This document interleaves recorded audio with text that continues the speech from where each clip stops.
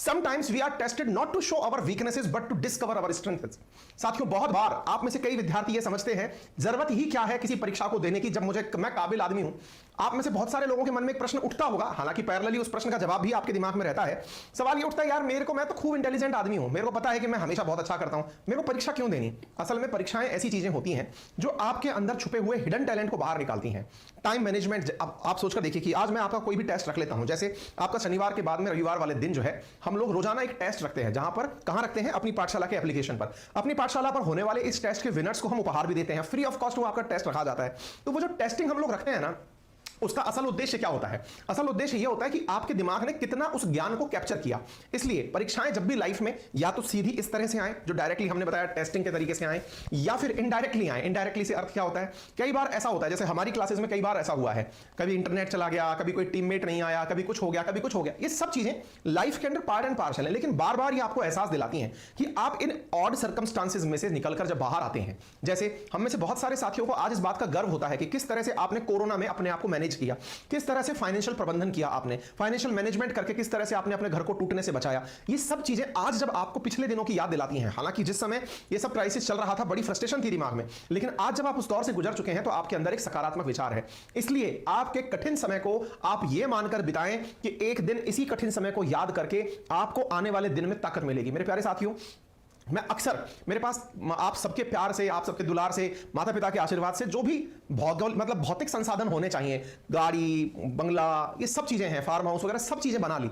लेकिन जब भी मैं उन चीजों में बैठता हूं तो मुझे याद आता है कि मैं अपने पीजी तक साइकिल से ट्रेवल किया करता था। तो मुझे ये अपने में बहुत अच्छे से एहसास होता है कि शायद जब मैं साइकिल पर चलते हुए पसीने बहाते हुए चलता था और उस समय मन में यह भाव रहता था कि एक दिन मेरे पास भी ऐसी गाड़ी होगी, ऐसा बंगला होगा, ऐसा फार्म हाउस होगा, ये जो दिमाग में विचार आते थे ना, आज वो मुझे हवा में नहीं उड़ने देते, वो धरती पर पैर बना के रखते हैं। किस बात से? कि बेटा ये समय है, आप कुछ नहीं हो, आपको केवल कठिन परीक्षाएं देनी है, उनके दौर से गुजर कर चले जाना है। लेकिन जब दौर से गुजर कर आप आगे निकलते हो ना, तो आपको आज का समय ये एहसास दिलाता है कि बुरा वक्त अच्छे वक्त की तैयारी होती है। जो बुरे वक्त में सरेंडर कर देते हैं, जो बुरे वक्त में अच्छे की उम्मीद रखना बंद कर देते हैं, वो जीवन में कुछ नहीं कर पाते।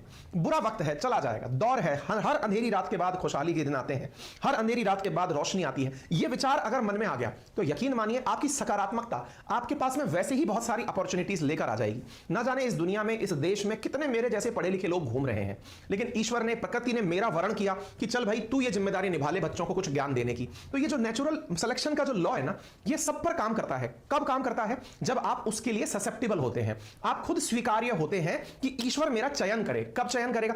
आप ये जो भौतिक परीक्षाएं दे रहे हो ना, इससे बहुत ऊपर उठकर अगर आप विचार करेंगे ना, हर किसी के लिए ईश्वर ने कोई बेहतरीन कार्य चुनकर रखा हुआ है। मेरे लिए टीचिंग रखी थी, आप लोगों के लिए पठन पाठन के अलावा कोई बिजनेस रखा हो सकता है आप कोई बहुत बड़ी कंपनी के मालिक बने, हो सकता है बिलियन डॉलर कंपनी के ओनर आप हो, भविष्य में कुछ भी, भविष्य के गर्भ में ना जाने क्या क्या छिपा है। लेकिन उन सबके लिए ईश्वर ने जो सबसे पहली चीज दी है ना, वो क्या है? सकारात्मक रहें। और दूसरी चीज है आशान्वित रहें, यानी आप भविष्य में उम्मीद करें, अपने अंदर होप ना छोड़ें। होपफुली आपके अंदर ये जो शब्द है ना कि एक दिन, वो जो ना all is well, all is well, feel करो कि सब अच्छा है, कोशिश करो कि सब बहुत पॉजिटिव है और सब अच्छा हो जाएगा। निराशा से अगर दूर भागेंगे, सकारात्मकता के साथ आप किसी भी चीज को, घनघोर अंधियारा हर किसी को आता है साथियों। बहुत बार, जैसे मैंने तो आपके सामने प्रत्यक्ष कई बार ये उदाहरण प्रस्तुत किए हैं, बहुत सारे काम छोड़ करके नया काम शुरू किया है।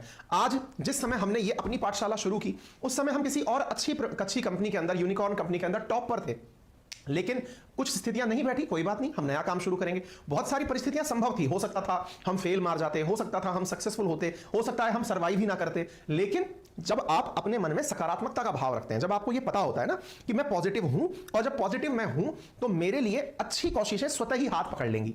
और हुआ भी यही, हम सबका एक परिवार बनता चला गया और एक परिवार आज अपनी पाठशाला के नाम से जाना जा रहा है ना। तो आपसे भी बस मेरा मतलब अपने व्यवहारिक जीवन से इतना सा ही अनुभव साझा करना है। मैंने जिस समय इतनी बड़ी कंपनी छोड़ी, इससे कभी लगभग 8 साल पहले मैंने कोटा की सबसे टॉप कोचिंग ऐसे ही छोड़ दी थी, फील्ड चेंज कर दिया था कि नहीं करना मेरे को काम। तो ये जो स्थितियां आती है ना, आदमी चैलेंजेस लेने के नाम पर कि ये नहीं करना अब ये करेंगे, अब ये नहीं करना अब ये करेंगे, ये स्थितियां कब आती हैं? मैं अपने उदाहरण में ये नहीं कह रहा कि मैं कोई बहुत बड़ा मतलब टॉप शॉट हूं, बस मैं इतना सा कह रहा हूं आप सबसे कि अपने मन में इतना सा विचार रखें कि आपको जीवन में केवल और केवल अच्छी चीजें तभी मिलती हैं जब आप खुद पॉजिटिव हो और भविष्य को लेकर आशान्वित हो। अपने आप सब रास्ते खुलते चले जाते हैं। ठीक है, प्रवचन समाप्त। अब सेशन के अंदर आगे बढ़ते हैं।